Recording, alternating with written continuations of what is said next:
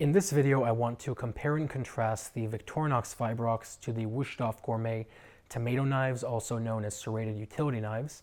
Both of these are entry-level knives. Both of these are stamped and machine-made, so they have a couple of similarities, but they also have a couple of differences. The Gourmet uses their proprietary steel, about a 58 hardness, while the Victorinox uses their proprietary steel, about a 55 hardness, so they are both relatively soft metals. The biggest difference in the blade comes through in terms of the cutting edge.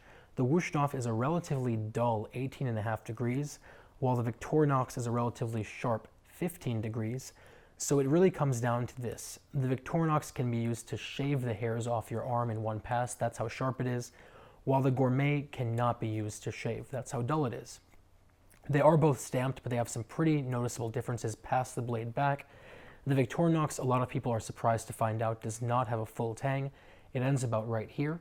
But in terms of practical use, that's not going to be too much of a concern. While the Gourmet, of course, does have a full tang all the way through the handle.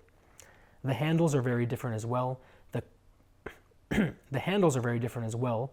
The Gourmet has a classically shaped handle, so it's very sort of, I want to say, classic in terms of its shape, but the material it's made out of feels sort of cheap.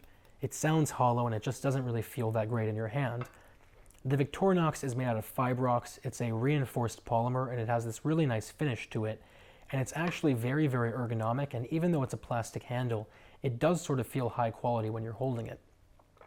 They both have lifetime warranties, so it comes down to being personal preference, but I will say that this knife is about half the cost of the Gourmet.